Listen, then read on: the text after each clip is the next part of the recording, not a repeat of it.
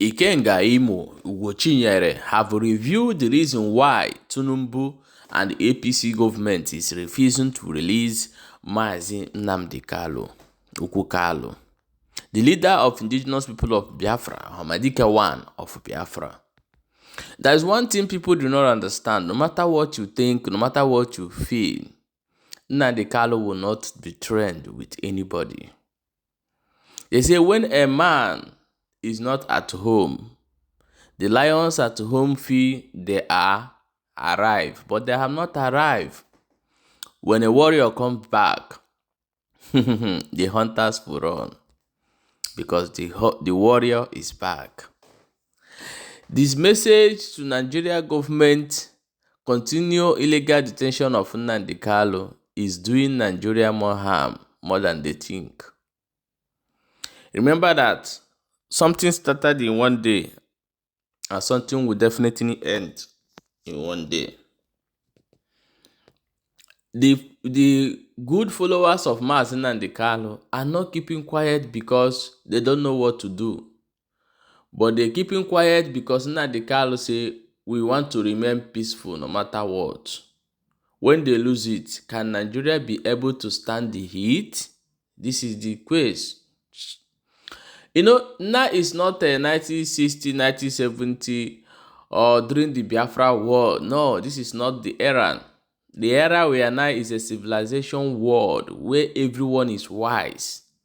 We can't fold our hands while seeing UK and America killing our own people, and we fold our hands living in America.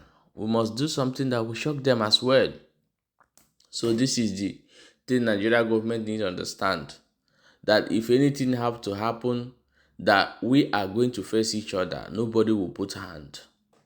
However, let me bring the video up for you to watch and before we jump into another update. Don't forget that we are still in Pump Info News. So let's bring in Nnamdi Kanu. What is the present situation now? And you've over and over again, alongside so many others, called for political solution. What's going on?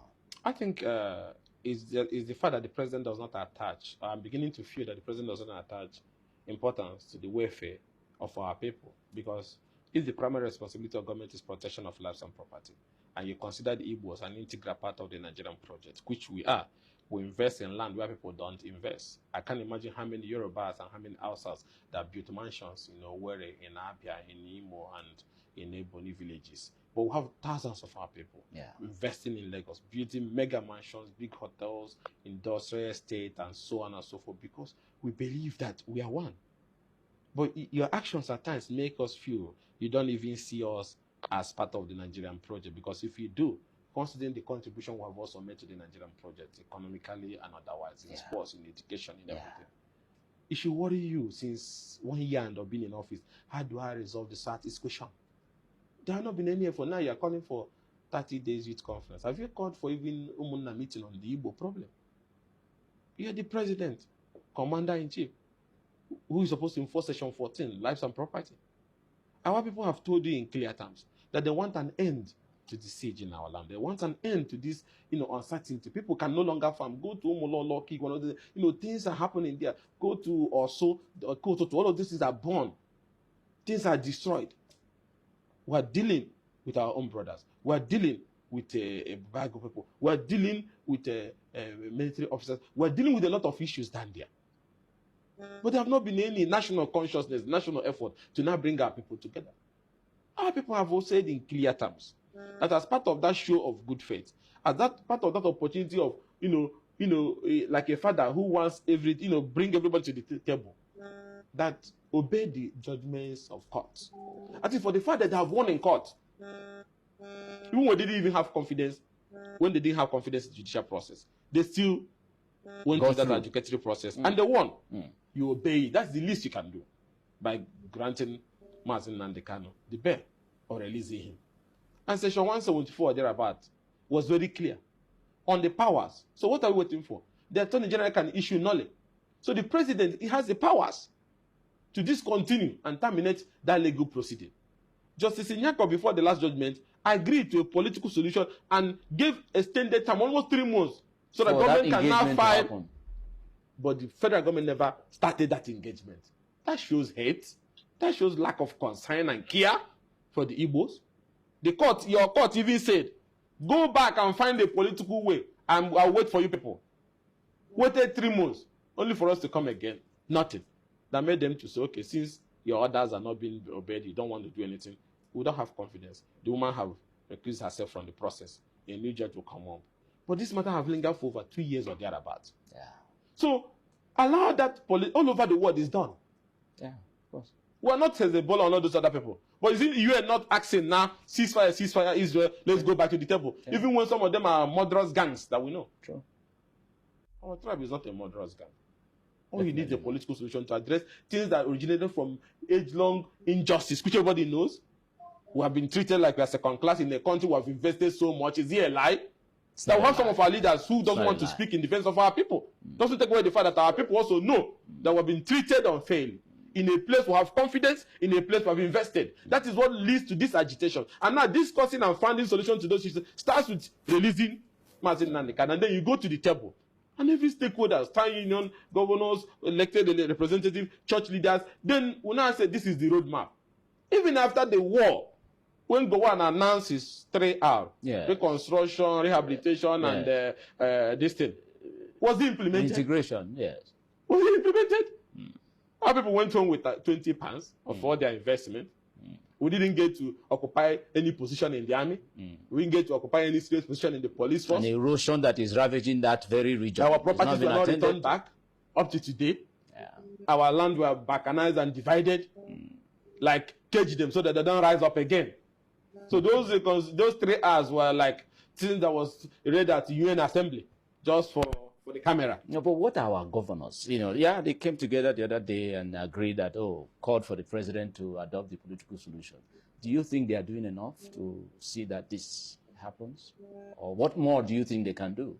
You see, the character of some of these leaders, not all of them, some of them, should tell you that you should not expect much, because what are the process most of them got into office, and what are their consistencies and character? These are people who want half of their people to be killed so that they be declared the winners, who can sign any deal with anybody, even if it's the devil, so that they can be leaders. So are they genuine leaders? You may be a legal leader on paper and access to people's money, but are you really the leader of the people? Do these people have that moral confidence in you as a leader? What more will you want them to do? If they're probably watching now, what do you think they can take from you? They should behave as a people leading a people. They should ask themselves, are they leading the people? In the first place, before Nnamdi came, if there was leadership, if there was a direction, it wouldn't have come. Would people have followed? No. Because there was no leadership. He felt it was a vacuum.